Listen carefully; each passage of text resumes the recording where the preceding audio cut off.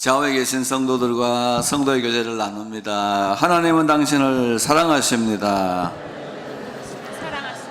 당신은 복의 근원이 되고 축복의 통로가 될 것입니다. 예배하는 당신에게 하나님은 강림하여 복을 주십니다. 아멘. 꼭 그와 같이 되시기를 축원합니다.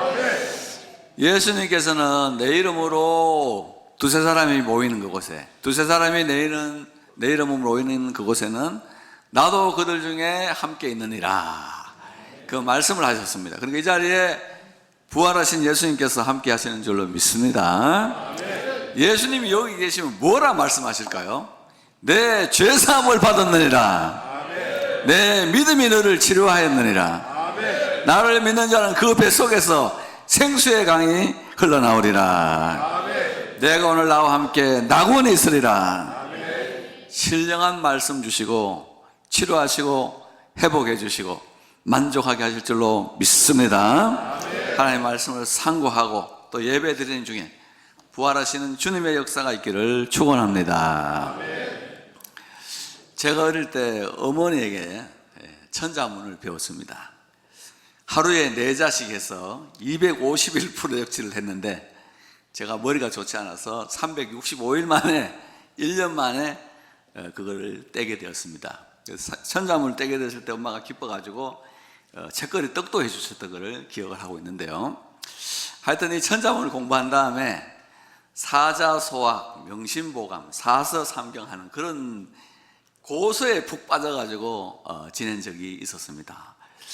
완전히 매료돼 가지고 한시에 매료가 돼서 한참을 빠져 지내다가 공부를 하고 이러는데, 이게 결국은 연결을 해가지고 나중에는 시편으로 박사학위 논문을 쓰게 되는 데까지 어릴 때 공부한 것이 참 그 기초가 됐다는 것에 대해서 하나님께 감사를 하고 있습니다. 제가 어릴 때 그런 한학에 또 그 중국에 있는 사서삼경이 매료가 됐던 이유가 있습니다. 첫째는 지체론이 있었습니다. 지체론. 우리 몸을 가지고 있는데 이 몸을 어떻게 써야 되는지 알지 못하잖아요. 근데 거기 읽어보면 아주 자세하게 이 몸을 어떻게 써야 되는지에 대해서 나와 있었습니다. 특별히 눈에 대한 이야기가 많아서요.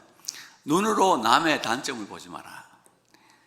남의 약점과 결점이 보이기 시작하면 내 인생은 내가 약점을 보고 비난하는 그 사람에 의해서 공격당해서 죽을 수도 있기 때문에 항상 남의 장점과 강점에 대해서 말해주면은 그 사람이 그로 말미암아서 자부심을 얻고 너를 반드시 도와줄 수 있고 살리기 위해서 노력할 것이라는 그런 해제가 있었습니다. 그 단순한 거는 목불시 인지단, 눈으로는 사람의 단점을 보지 말았는데 거기 해석을 그렇게 아주 멋있게 해서 해석을 보고 은혜를 많이 받았습니다. 내가 눈으로 보는 것, 사람이 약점이 없는 사람이 어디 있고 결점이 없는 사람이 어디 있습니까? 단점이 없는 사람이 어디 있습니까만은 그걸 보기 시작하면, 또 그것에 대해서 말하기 시작하면 내 인생이 위험해진다는 거예요. 그래서 사람은 항상 장점을 보고 강점을 보고 좋은 점에 대해서 이야기해주면 그 사람이 그로 말미암아서 자부심도 없고, 그로 말미암아서 이 사람이 잘 되면 자기에게 좋은 말을 해준 사람을 살리기 위해서도 노력하기 때문에 반드시 좋은 말을 해야 된다 하는 거죠. 입으로도 남의 허물을 이야기하지 마라. 구불언인지가 하라. 남의 허물 자꾸 이야기해봐야 그거 너 가난해질 수밖에 없다. 남의 결점에 대해서, 남의 나쁜 점에서 계속 이야기하면 이상한 일이 일어나는데 그게 바로 내가 가난해지는 거랍니다. 아무도 나를 도와주지 않아요. 내 주변에 남의 단점에 대해서 이야기를 하면 그 사람이 나를 도와줄 리가 없으니까, 주변에 나를 도와줄 사람 없으니까 결국은 내가 가난해진다는 겁니다. 지체론도 있습니다. 사실을 어떻게 다뤄야 되느냐. 자식에게 줄 수 있는 가장 큰 선물은 두 발로 걸어 다니는 거라는 겁니다. 두 발로 걸어 다니지 못해서 누워가지고 모든 일을 해결한다. 이거는 본인도 지옥으로 떨어질 뿐만 아니라 자녀들도 전부 지옥에 빠뜨리는 일이니까 부지런히 열심히 걷고 뛰고 달려라는 겁니다. 그래서 숨이 떨어지는 그날까지 다리에 힘을 잃지 않도록 노력하라 하는 그런 이야기였어요. 그래서 나중에 커가지고 성경을 알게 돼서 보니까 성경의 내용도 아주 좋았어요. 근데 똑같아요. 눈으로 남의 눈에 티를 보지 말고 내 눈 속에 뭘 봐라? 들보나 뽑아라. 네 눈 속에 들보가 있는데, 통나무 석가래가 있는데 남의 눈 속에 있는 그 톱밥 빼내려고 노력하지 마라. 와, 그런 말씀이 있고, 예수님의 말씀도 팔과 다리가 눈이 뭐가 범죄하면 찍어내버리라는 이런 지체론이 많이 나오고 있고, 로마서의 말씀을 읽어봐도 이 너희들의 지체를 죄에게 드려서 죄의 종이 되지 말고 의에게 드려서 의의 병기로 드려서 하나님께 영광 돌리라. 그런 말씀이 있어서 나름대로 큰 은혜를 받았습니다. 두 번째는 인간론입니다. 인간론이 뭡니까? 끝이 좋은 사람이 되라는 거예요. 사람 사는 세상에는 처음에는 좋았는데 나중에 나빠지는 사람이 너무 많다는 거예요. 그러니까 처음에 나빴더라도 어떻게 되든 끝은 좋은 사람이 돼야 된다 하는 그런 이야기를 하고 있었어요. 여러분, 처음에 얼마나 사랑해서 결혼합니까? 많은 얼마나 미워해서 헤어지고 깨지고 갈라져요. 뭐 얼굴 안 보면 죽겠다 그래 놓고는, 오빠 얼굴 안 보면 죽겠다 그래 놓고 나중에 깨지고 싸울 때 보면 이거 기가 막힌 일이거든요. 끝이 좋은 사람이 돼야 된다 하는 이것을 이야기하고 있었습니다. 제가 오늘 오후에도 다른 교회 가서 임직식에 가서 축사를 맡게 됐는데, 거기 가면 제가 꼭 하는 이야기가 있습니다. 성경에는 처음에는 좋았는데 나중에 나빠지는 사람이 있고, 계속 똑같은 사람이 있고, 처음에는 나빴는데 좋아지는 사람 있잖아요. 사울, 솔로몬, 여러분 처음에 얼마나 아름다웠어요. 얼마나 겸손했어요. 그 기도가 하나님의 마음에까지 들어갔어요. 사울이 얼마나 겸손했어요. 근데 이게 왕이 되는 실실 교만해져 가지고 얼마나 하나님을 괴롭히고, 솔로몬은 나중에 우상 지어 가지고 얼마나 하나님의 미움을 받게 되느냐 말이에요. 이스라엘 자체를 이방신을 섬기는 나라로 만들었으니 얼마나 나쁜 사람들이 있냐 말이에요. 여호수아와 사무엘 같은 사람은 처음과 끝이 같아요. 근데 이 사도 바울 같은 사람은 처음엔 아주 나쁜 사람으로 등장해요. 막 교회를 부수고 예수 믿는 사람들을 잡아 죽이고 성도를 옥에 가뒀는데, 나중에는 이 사람이 예수 만나고 변화돼 가지고 하나님 나라의 위대한 스타가 되고 별이 됐어요. 근데 여러분, 사람이 나쁜 사람들이 더 많이 돼요. 임직을 받고 보면 더 나쁜 사람이 되기 때문에 저는 꼭 그런 부탁을 합니다. 여러분들은 나쁜 장로가 되지 마라. 변하지 않고 점점 좋아지는 장로는 주의 교회밖에 없다. 그리고 여러분도 좋은 사람 돼야 되니 나중에 교회 부수는 사람 되면 그거 못 쓴다는 그런 이야기를 합니다. 좋은 사람이 돼야 되겠죠. 저는 내년에 한갑을 맞이해서 요즘 이런 기도를 합니다. 추악에 늘지 않게 하옵소서, 노역에 물들지 않게 하옵소서, 그 기도를 합니다. 자식 욕심과 물욕 때문에 내가 쌓아온 지금의 모든 것들을 무너뜨리지 않게 하옵소서. 싹싹 빌면서, 하나님 내가 가진 모든 것 다 바칠 테니까 죽을 때 하나도 안 아프고 죽게 해주세요. 이렇게. 그러면 하나님이 그래, 야 임마 너가 지은 죄가 얼마인데 그걸로 퉁치려고 그러냐. 그런데 어떻게 하실지는 모르겠어요. 근데 하여튼 추악에 늘지 않도록 끝이 아름다운 백성들 되시기를 축복합니다. 끝이 좋아야 모든 게 다 좋은 거거든. 그렇잖아요. 그래서 성경에도 이 끝이 좋은 사도 바울 얼마나 좋아하고 말이야. 끝이 망한 그 사울 그거 뭐 좋냐. 처음에 하나님께 기도하고 겸손해도 나중에 얼마나 교만한 사람이 되고 말이지. 얼마나 미치광이가 돼가지고 하는 짓 보면 기가 막힌데 이런 일들이 있다 그 말입니다. 세 번째는 빈부론이었습니다. 유교 경전에 나오는 빈부론. 가난한 자를 생각하는 것이 마음에 들었는데요, 그 읽어보고 참 놀랐습니다. 나는 가난한 자를 어떻게 도와주냐, 그걸 말하는 줄 알았는데 그게 아니고, 네 몸이 부서지도록 일해서 가난을 자녀들에게 물려주지 말아라. 씨 뿌릴 때 씨를 뿌리지 않는 게 얼마나 큰 죄고 말이야. 추수할 때 거두지 않아가지고 그 눈비 맞아가지고 허비하는 것이 얼마나 큰 죄고, 거두어오는 재산을 안 지켜가지고 쥐들이 먹는 게 얼마나 큰 도둑질이냐. 너에게 주어진 시간을 낭비하지 말고 가난에 이르지 않도록 아침 일찍 일어나서 일찍 자고 최선을 다해서 시간을 소중하며 살아야 된다. 와, 그 부분 읽는데요, 마음에 불이 떨어졌어요. 유교를 믿고 싶었어요. 유교로 막 가고 싶었어요. 그런데 내가 유교에서 돌아섰어요. 왜 그러냐면은 어느 날 제자가 공자한테 물어요. 선생님, 사람이 죽은 다음에 어떻게 됩니까? 하니까 공자가 이런 이야기를 해요.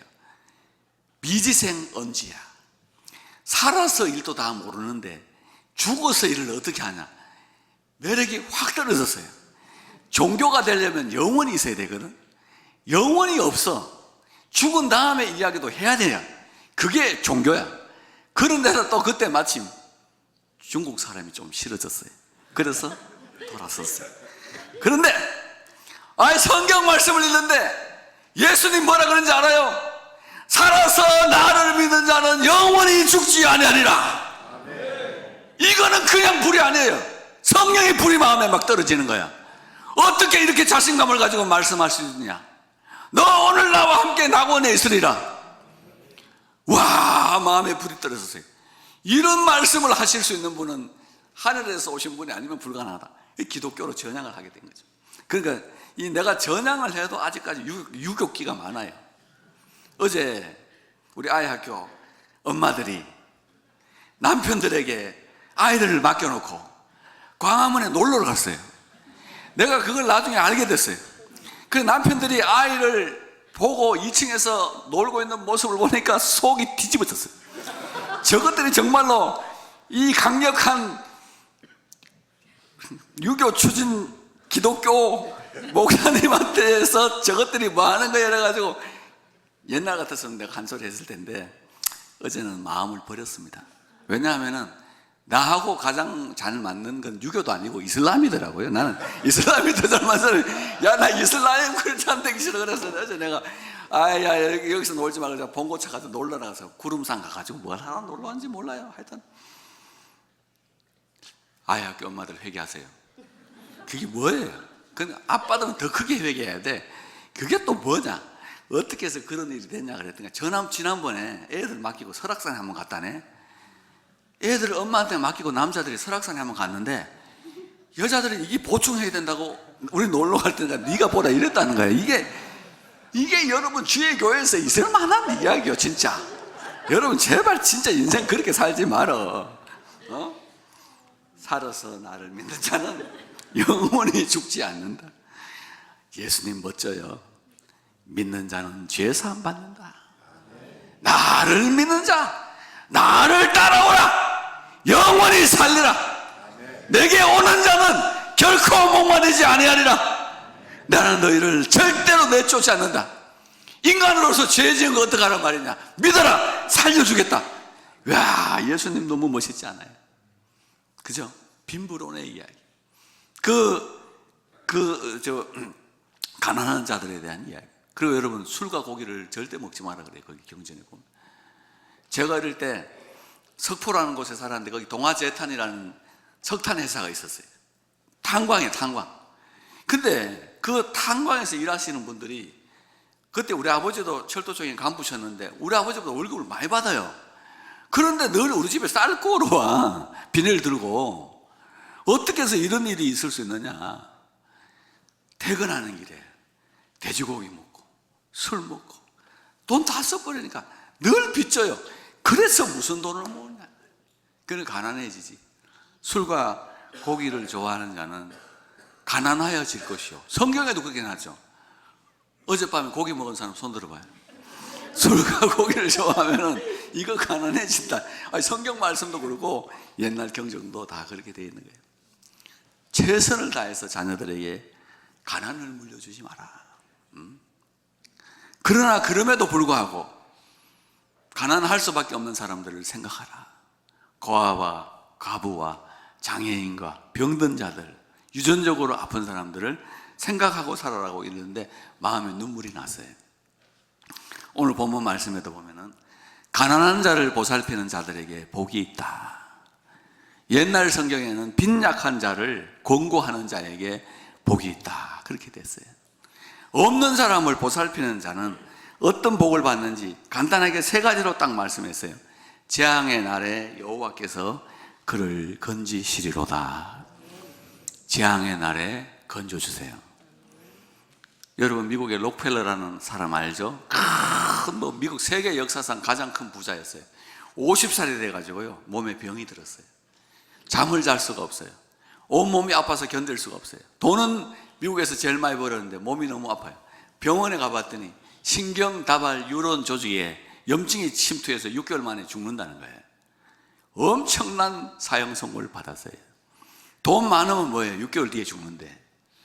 그래서 낙심을 해서 병원 문을 나서고 있는데 원무과에서 엄마하고 원무과 직원이 싸우고 있어요. 아들을 급하게 수술을 해야 되는데 돈을 안 내면 수술을 못 해주겠다는 거예요. 그래서 내가 어떻게든 평생 벌어서 갚을 테니까 수술을 좀 해달라 그러고, 병원에서는 현금 안 가져주면 안 된다는 거예요. 그래서 록펠러가 자기 인생에서 처음으로 남을 위해서 수술비를 지불합니다. 수술비를 지불했어요. 그 수술비를 지불받은 엄마가 눈물 흘려요. 감사하다고 막 손에 눈물이 막 떨어졌어요. 그런데요, 록펠러가 집에 와서 그걸 생각하면 남의 눈에 흐르는 눈물인데 내가 그를 도와줬다는 것 때문에 웃음이 나기 시작한 거예요. 혼자서 계속해서 웃음이 용서숨 치면서 웃음이 막 터져 나오기 시작한 거예요. 그날 밤에 몇십 년 만에 편안히 잠을 잡니다. 편안히 잠을 잡니다. 하룻밤 푹 자고 나니까 남을 도와주는 것이 이렇게 좋은 일이구나. 그래서 175조 원, 지금 따지면 어마어마해요. 그 많은 재단을 만들어서 가난한 자들을 고치기 시작해요. 6개월 만에 죽는다는 사람이 안 죽었어요. 오랫동안 살았습니다. 장수하고 저 천국에 갔습니다. 남을 도우는 자를 살리시는 하나님의 은총입니다. 우리 교회도 예산의 25%를 선교와 구제비로 내보내기 위해서 노력합니다. 25%는 미래를 위해서 저축해야 되고 25%는 운영을 해야 되고 나머지 또 25%는 시설을 관리하는데 돈이 많이 들어요. 지금 우리들이 있는 것들이 그렇게 하려고 노력을 많이 하는데 앞으로 더 부흥하면 50%까지 올릴 거예요. 50%까지 올려서 내보낼 거예요. 그 하나님께서 우리 축복하실 줄로 믿습니다. 아멘. 그래서 록펠러가요, 병이 치료되는 걸 봤어요. 그 친구 루이스 세브란스라는 사람이 록펠러가 분명히 몸이 아팠는데 남을 도와주니까 치료되는 기적을 경험하고는 자기도 그거 하고 싶은 거예요. 그래서 뭘 할까 고민하다가 에비슨이라는 의사가 대한민국에 병원이 필요하다. 그러니까 내가 돈을 내주겠다. 세브란스 병원, 루이스 세브란스 돈 가지고 록펠러 친구가 지어진 병원이에요. 그래서 얼마나 많은 사람들이 여러분 저기 가서 치료받고 있습니까? 그러니까 하나님이 축복을 하신 거예요. 그 친구도 록펠러하고 루이스 세브란스를 하나님 얼마나 큰 복을 주셔가지고 남을 도와주기 위해서 더 기부금을 많이 내놨는데도 불구하고 땅에서 더 잘 되었어요. 그래서 2절 말씀 보면 여호와께서 그를 지켜서 살게 하시리니 그가 이 세상에서 복을 받을 것이라. 줄 거 놓으세요. 이 세상에서 복을 받을 것이라. 여러분 복 많이 받으시기를 축복합니다. 우리나라에서 여러분 제일 돈 많은 사람 이병철 회장이죠. 삼성그룹 이병철의 창업주 이병철 회장, 부인 박두울 여사.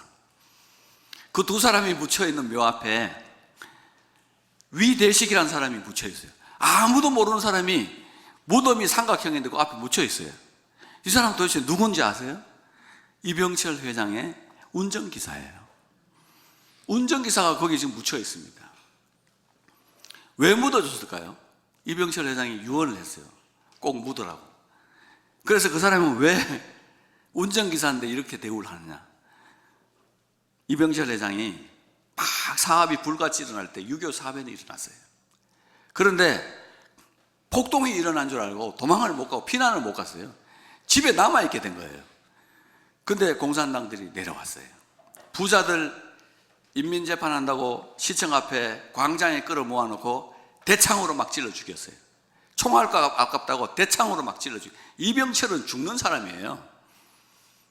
훨씬 가난한 사람들도 많이 죽었거든. 근데 이 운전기사가 공산당에 가입을 합니다.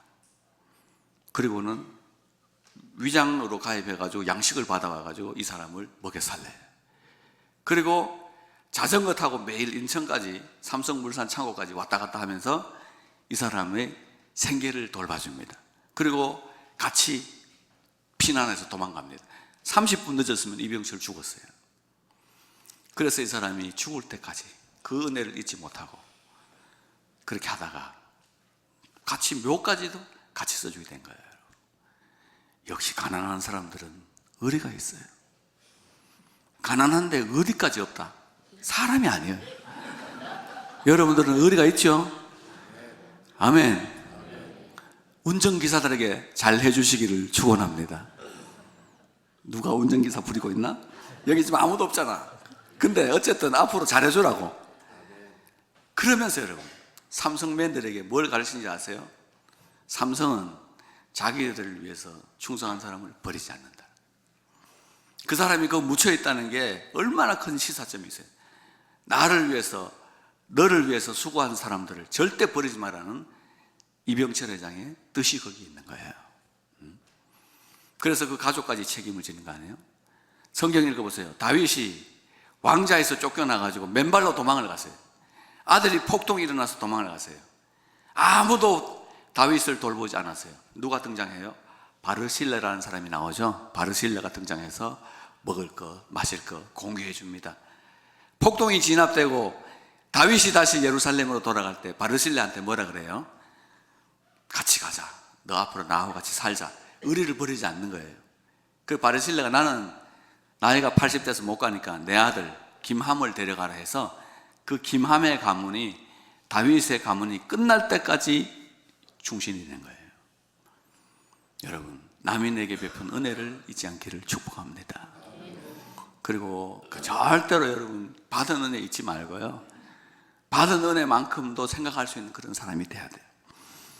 왜 없는 사람들에게 구제하면 잘 되느냐? 유대인들이 이렇게 해석해요. 잠언 19장 17절에 가난한 자들을 도와주는 것은 여호와께 돈을 빌려주는 것이라고 해요. 하나님은 돈 빌려주면 사람은 빌려준 돈 떼먹죠. 돈 받기가 여간 어려운 게 아니기 때문에 우리말에 뭐가 있어요? 앉아서 주고 서서 받는다. 빌려간 사람들 회개해요. 돈 빌려서 왜 안 갚아요? 에? 성경이 뭐라 그래요? 돈을 빌리고 갚지 않는 자를 악인이라 그래요. 절대로 오늘 이 설교 듣거든 남의 돈 빌린 거 다 갚아요. 왜 빌려놓고 아멘도 안 하세요? 자, 그런데 하나님은 누르고 흔들어 넘치도록 하여 너희에게 안겨주리라. 누르고 흔들어 넘치도록 하여 너희에게 안겨주리라. 하나님 축복이 있기를 바랍니다. 세 번째는 뭐라 그래요? 병상에 누워있을 때마다 병을 고쳐 주시나이다 그랬어요. 나무 위에서 살면요 병도 고쳐주세요. 구봉서 장로님이 돌아가실 때요 유언을 남겼어요. 내가 지원하는 고아원 지원을 절대 끊지 말고 계속하거라. 유언을 남기고 돌아가셨어요. 아주 훌륭한 구봉서 장로님, 코미디언 아시죠? 네?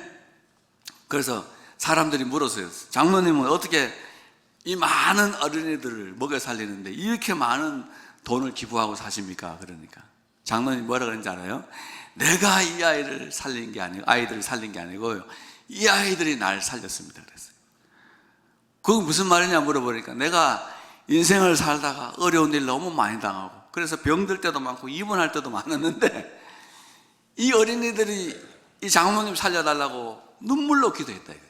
그 눈물을 기도를 하나님이 들으시고 내 인생을 축복했어요. 그래서 절대로 버리지 말아라. 꼭 고아원에 내가 보내는 만큼의 돈을 보내라. 그리고 유언을 남기고 돌아가셨어요. 너무나도 안타깝지, 아름답지 않아요? 남을 도와주는 거는 정신병이 안 걸린다 그래요. 정신병은 자아 중심성이 너무 강해야 걸리는데, 남에게 퍼주다 보면은 이게 나에게서 자꾸 흘러나가니까 정신병이 잘 안 걸린다 그래요. 그리고 걸리더라도 고쳐주시나이다 그래요. 아멘. 하나님 고쳐주실 줄로 믿습니다. 고쳐주신다. 이 사람은 왜 누워있다 그랬어요? 나의 죄 때문에 누워있다고 4절에 고백하죠. 내가 죄 때문에 죄를 지어서 이 큰 어려움을 당하고 있지만은 하나님이 용서해 주셨다. 이 험한 세상에 자아중심적인 세상 살면서도 이웃도 좀 생각하고 도와주시고 하셔서 이 세상 살아갈 때 재앙의 날에는 하나님께서 건져주시고 세상에서 복 받으시고 누워있을 때마다 일으키시는 주님의 손길을 경험하게 되시기를 축원합니다.